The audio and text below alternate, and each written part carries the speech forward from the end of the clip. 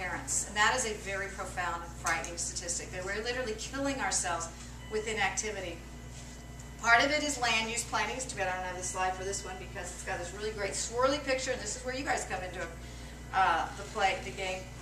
The way urban areas are now built, think about that sort of swirly suburban design that you all see.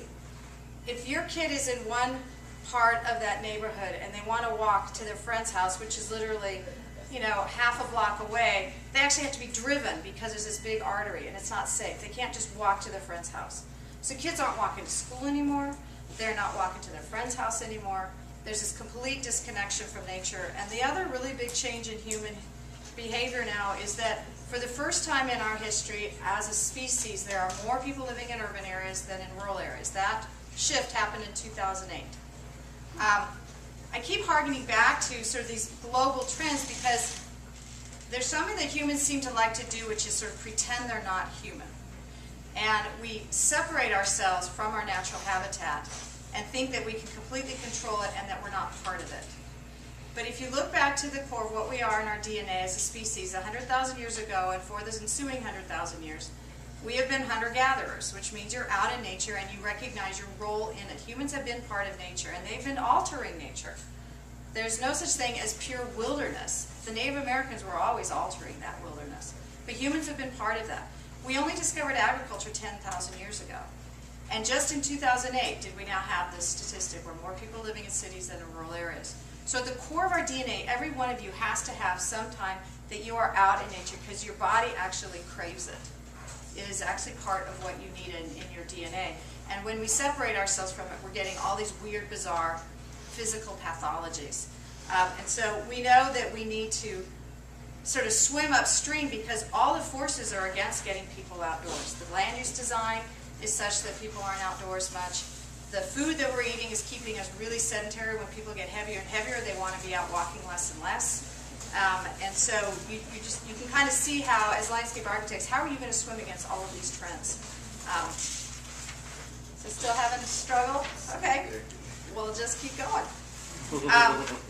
So that's sort of what's happening kind of in the big aggregate. People are getting older, they're getting younger, their ethnic diversity is growing, and they're disconnecting from nature. Now I want to shift over and talk about who are the people coming to parks, who are our visitors, our users, and what do they want, what are their trends. So because when you're designing parks, and you're designing landscapes for in the park world, you need to think about who these users are. Well, we've now, you know, in the past we used to just sort of define a user as somebody who just walked to the gate, and we didn't sort of segment the market. But in our most recent surveys, we're actually starting to try to think in terms of more market segmentation. So we have 4 broad categories that we identify. The first one we call sophisticated tourists.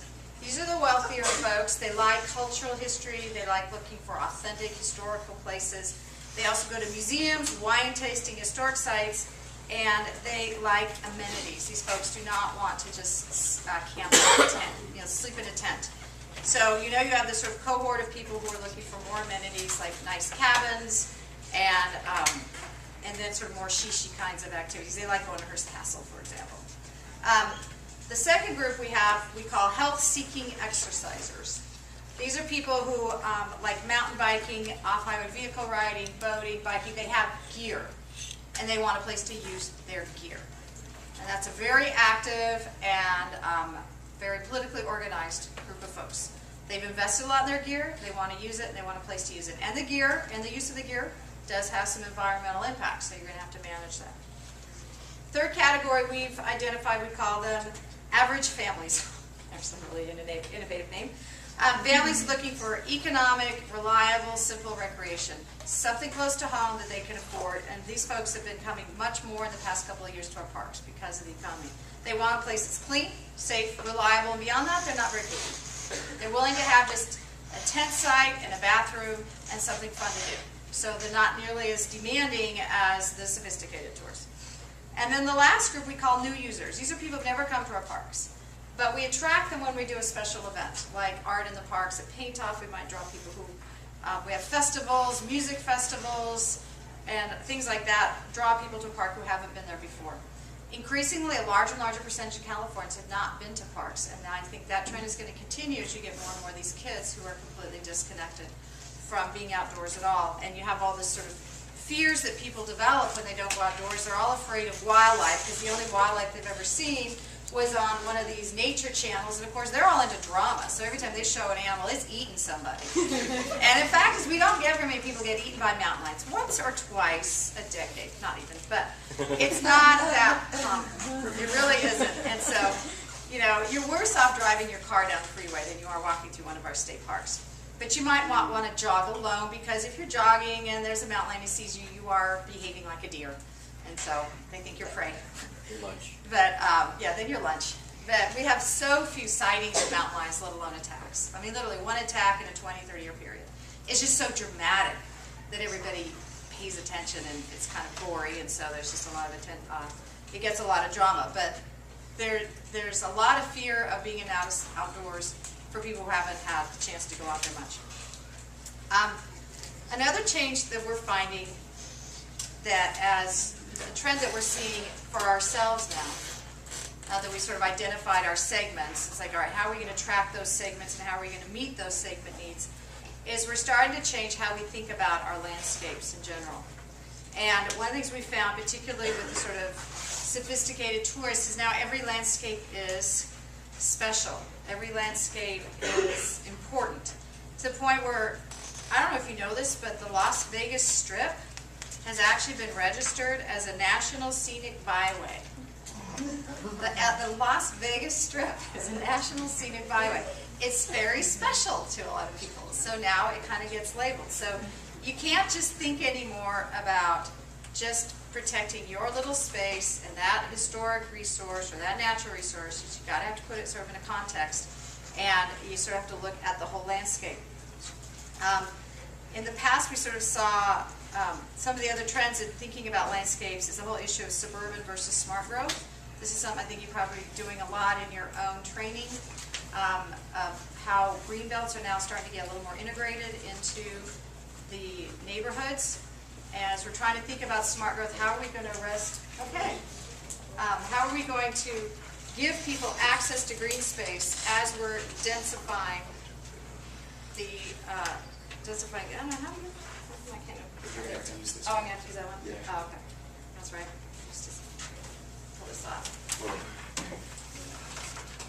Is it going to be really slow, so I should go should through be fine. slowly? Should be fine. Okay. So I already talked about that one. This is the picture I wanted to talk about. See that swirl up there? Okay, so you get a little kid, and he lives in this house here, and he wants to visit his friend up there in the corner. The only way he's going to get there is for his mom or his dad to drive him around that great big artery, because you can't walk through anymore. There was something good about grids. You can actually go visit your friends. Now we draw these things so you can't. I like this picture. We're obese. We even make sandcastles about obesity. That's how bad it is. So that's a good sort of whimsical artist's interpretation of what's going on. People are watching the screen. Obviously, there's a screen head that's obese. This sort of shows those 4 categories I was telling you about: sophisticated tourists, health-seeking exercisers, average families, and new users. So this is where I was at. When you're thinking about these landscapes, we've got the suburbia versus smart growth. So now with the landscaping, you're thinking about putting open space integrating it into the cities. That's desperately needed. As we think about landscape conservation, we're no longer buying just isolated places. One of the new trends for us as park protectors is we have to figure out how do our public spaces connect to others, because we're learning species need to move. So the whole idea of protecting corridors is taking on additional momentum.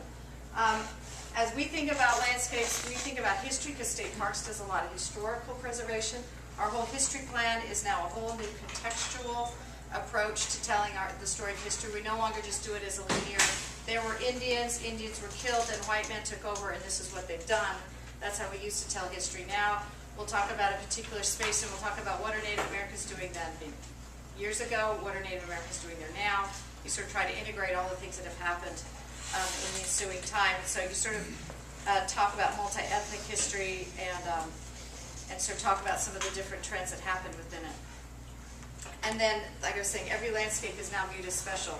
So you have to, there's a constituency for every unique landscape. And it can sometimes catch you a little bit by surprise. I'll give you a really entertaining story. We discovered at Angel Island, we wanted to restore the natural habitat of the